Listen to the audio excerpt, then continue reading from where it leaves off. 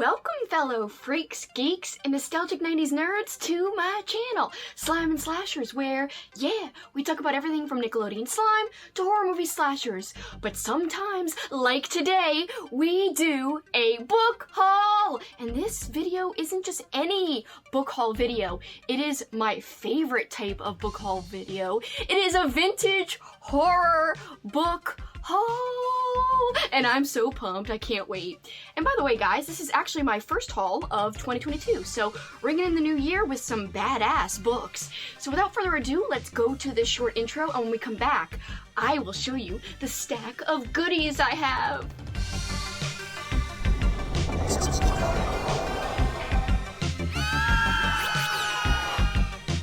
Welcome back, guys! So we've got lots of vintage horror, but we also have vintage YA and middle grade. Mostly vintage YA. So all of these books came from a bookstore that I recently went to that was up in Portland, Maine. My boyfriend and I went up there. It was like kind of a celebration for my birthday week. We went to Maine, we went to flippin' Boston, Mass, and then we also went to... God, where else did we go? I can't even remember the third place. And we went to a lot of places in a very short amount of time, and so it was like, bleh. Oh yeah, we went to New Hampshire, duh. I can't believe I forgot where we went. But anyway, the bookstore in Maine, by the way, Portland, Maine is the birthplace of Stephen King. However, I was not able to go to Bangor, Maine, which is about 3 hours or 2.5 hours. It's a couple of hours away from Portland, and we didn't have the time, unfortunately. But I really want to go there in the future because there's lots of Stephen King sites that you could go see if you visit there. However, in Portland, at least this bookstore had a ton of Stephen King. So yes, just a spoiler alert, I have a few King books because I felt like I'm in the birthplace of King. I feel like I have to get some King. See, some things are King, but other things are more paperbacks from hell type of books. So we will go through it all. Again, not too many vintage horror books in terms of adult horror. A lot of this is YA as well. So there's a good mix. And by the way, I hope this is not my only book haul of 2022, which I know it won't be, but I'm just saying, like, I hope I get to go to an out-of-town bookstore again very soon because my in-town bookstore is basically dried up. I haven't found anything there in a while. I haven't even checked there in a while. I guess I could go back, but I don't have much hope, so I probably will go back sometime soon, but I think out-of-town bookstores are where kind of my luck lies and my hope rests to find some more vintage horror books, but we'll see. I actually have plans, my boyfriend and I, to go on a trip in this month, the month of February, the month I'm filming this and I'm going to upload this. So we're going to go to Columbus, Ohio, and I hope there'll be a few bookstores I can visit while there. I do plan on going to bookstores, I just don't know if there's any great ones there, so we'll see. But yes, that trip is on the horizon, and if I go to bookstores, I will vlog it, of course. Have no fear! I will take you guys along, and then I'll do a haul when we get back. So let's hope that the Columbus, Ohio trip happens, which it's scheduled to happen in like 2 weeks, as long as nothing goes wrong, and hopefully there'll be some bookstores. We'll see. But for this haul from Portland, Maine, I'm going to start off, like I said, with a King book to show you guys. So I bought The Dead Zone. This bookstore was kind of pricey. However, these King books aren't too bad. They weren't too expensive. So you guys have seen copies of The Dead Zone before. I'm reading this year with my friend Kat later on in 2022, so we will be getting to The Dead Zone. Not only the book, we will also watch the movie, and I'm very excited about both things, the book and the movie, because I haven't read the book and I haven't watched the movie, so it'll be a fun time all around and new experiences. Not a flashy cover, but I'm really into Layman right now. I am reading his book, Funland, currently, and it's not my favorite. I mean, I've only read 2 Laymans, or 1.5, I guess, as of now. But Endless Night is my favorite Layman book, and I'm going to be looking for another Layman book that is like that. I know that this one probably isn't going to be as hardcore and fun and tense as Endless Night. However, this one has a Ouija board on the cover, so I said, hell yeah! And I decided to pick it up. So, this is Darkness, Tell Us. I guess, you know, tell us something, Darkness, I don't know. It starts at an end-of-term party, 6 college kids, and an Ouija board. The board that Professor Kareem Dalton had hidden at the back of a cupboard and swore never to touch again. Not after Jake's death, and now here are these kids, falling for revelations of a spirit called Butler, swallowing its promise of a fortune hidden in the mountains. Not that Corey believes they would be stupid enough to head off into the wilderness on the say-so of a child's plaything, to embark on a 2-day hike into the unknown, where any foul danger may lie in wait to cut and slice and tear them limb from limb. But then, Professor or not, Corey could be wrong. Yes, yes, yes. This will not be my next layman read. I'm going to go into another layman book that I know is going to be good, that I'm going to research really, like, hardcore. So yes, this one won't be my next one, but I'm just happy to have it. It was cheap. Although most of the prices at the bookstore were high, this one was reasonable. Alright, next one, we have a holographic cover! This is a William W. Johnstone book, who is batshit crazy. I've read one book by him, and it was bonkers. Toy Cemetery is the book I'm referring to. I mean, it could have even been better if it actually had a plot that made sense, but that's neither here nor there. Grady Hendrix loves Toy Cemetery. He actually puts it on, like his 10, best horror book lists from, you know, certain years to certain other years. Like, I saw it in this book just recently. He listed Toy Cemetery as one of his favorites. So anyway, I've got to read more Johnstone, but I am expecting it to all be kind of in the same vein. Like, you know, not that well written, but still kind of nuts and out there and wild. So this is The Devil's Cat, and I'm really excited because I have been wanting this cover for a long time. And this one's in decent shape, except for just a tiny little crease here in the corner. But look! It looks like a cat man. At first it's like a cat. Oh! I don't know how you can make a meow seem like, you know, evil, but kind of looks like a guy too. Like a person. I don't know if you're supposed to see other things, but... Oh, it looks like a demon! Okay, kind of. Alright, it's hard to see with the stupid glare. Come on, light. Show us the demon. This is so difficult. Okay, there we go. There he is. There's a demon guy. Alright, so that was difficult, but there it was. And yes, I just love it. It's embossed. It's a lovely cover in terms of the color scheme. Look at this color scheme here. The blues and the pink, the hot pink here. That's very nice. Very nice indeed. Yes, I'm so happy to have found this. The evil crept in on little cat feet.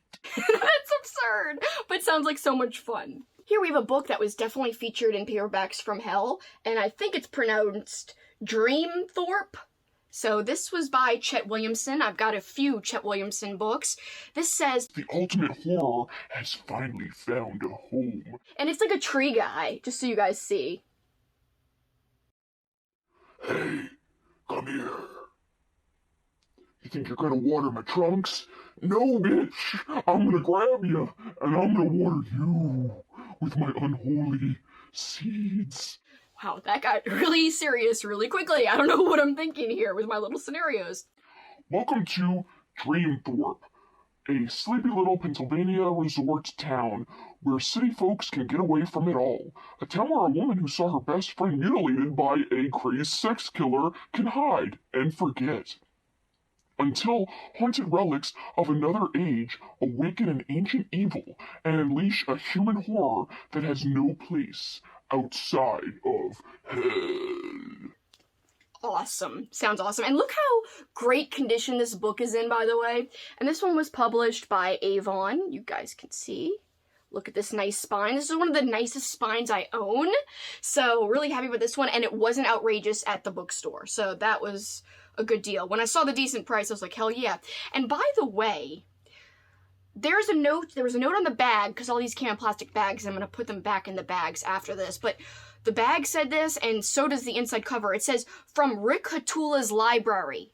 As in the author Rick Hatula? Like, is it from his personal collection? I don't know. I wish I would have seen that at the bookstore, so I could have asked the bookseller, like, what do you mean it's from his library?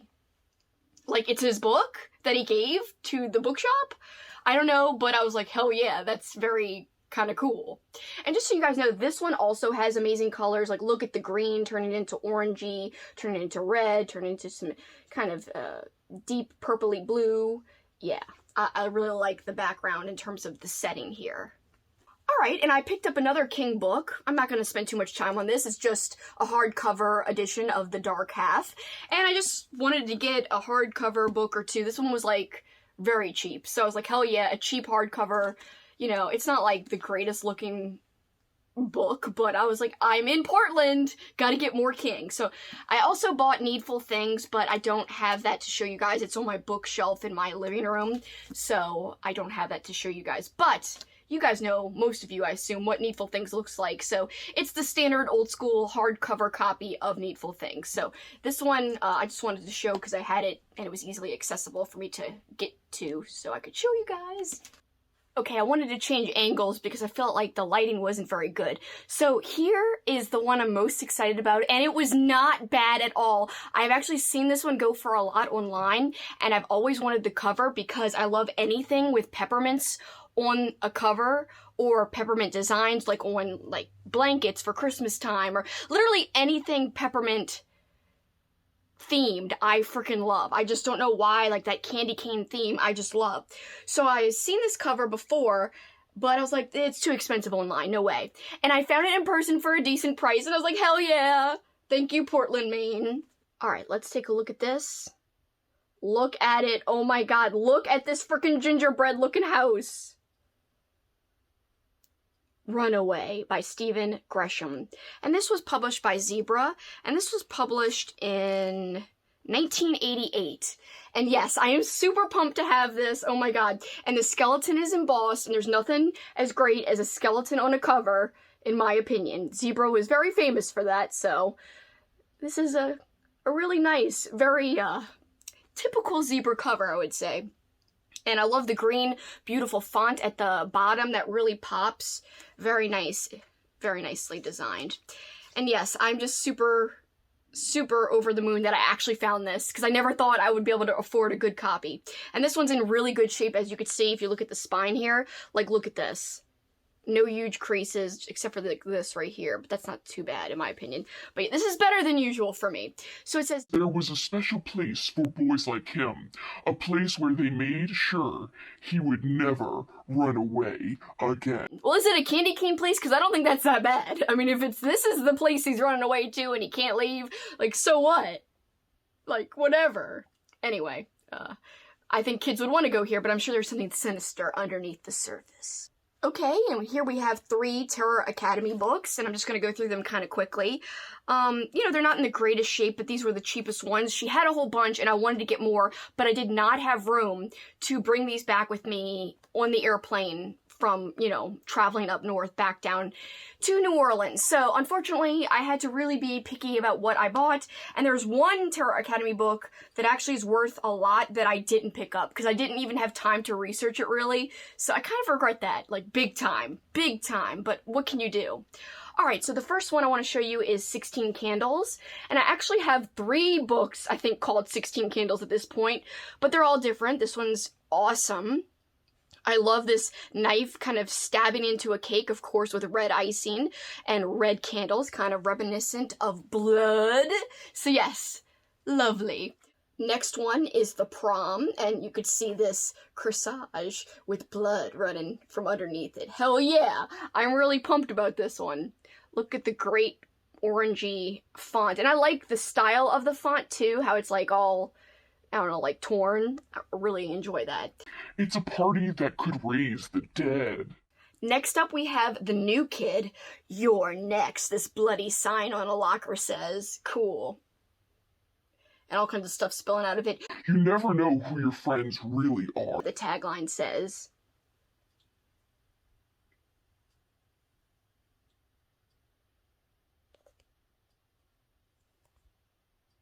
Okay, here we have 2 books by Jane McFan, and I'm really excited about both of them. First, I'll show you the more beat-up one that was super cheap, Hide and Seek. I didn't have this one. No!